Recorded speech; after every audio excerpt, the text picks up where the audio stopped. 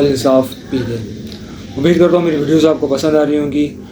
Like کریں، comments کریں، share کریں، اور سب سے بڑی بات چینل کو سبسکرائب کرنا مت بھولیے گا، تاکہ آپ کو روز آنے والی نئی اپڈیٹس کے حوالے سے آپ جو ہے اپڈیٹ رہیں۔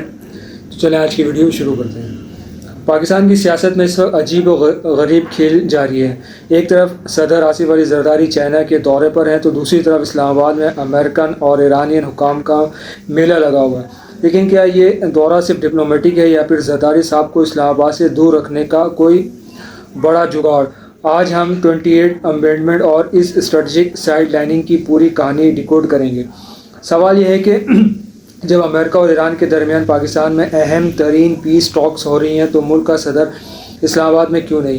تجزیہ کار کہتے ہیں کہ ان سینسٹیو نیگوسیشنز کو پرائم منسٹر شہباز شریف اور field marshal Asim Munir CDF direct lead کر رہے ہیں۔ کیا زرداری صاحب کو جان بوجھ کر اکنامک فرنٹ پر چائنا بھیج کر ان بڑے فیصلوں سے دور رکھا گیا ہے؟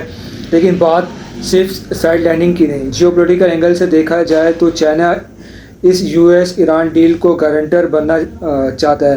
کہا جا رہا ہے کہ زرداری صاحب چائنا کی طرف سے کوئی ایسی سیکیورٹی گارنٹی یا میسج لے کر گئے ہیں جو صرف چائنا ہی US اور ایران کو دے سکے۔ چائنا ہر حال میں ایران US کشیدگی کا خاتمہ چاہتا ہے، تاکہ اس کی انرجی سپلائی لائن محفوظ ہو سکے۔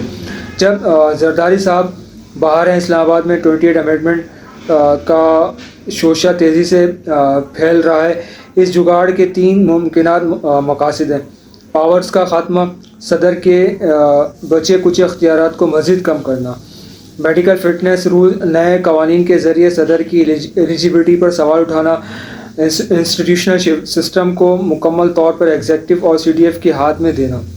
27 امینڈمنٹ کے بعد فیلڈ مارشل عاصم منیر اب CDF کے طور پر پاکستان کے سب سے طاقتور ترین آئینی عہدیدار ہیں۔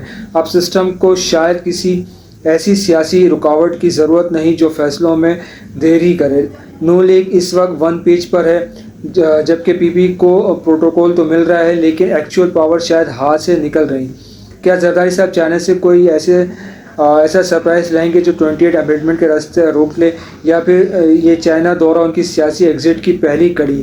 پاکستان کی سیاست میں اگلے 30 دن فیصلہ کن ہیں۔ آپ کو کیا لگتا ہے زرداری صاحب کا اگلا قدم کیا ہوگا؟ کمنٹ سیکشن میں ضرور بتائیے گا، اور ویڈیو کو لائک کرنا مت بھولیے گا، کمنٹس کیجیے گا، شیئر کیجیے گا، اور چینل کو سبسکرائب کیجیے گا۔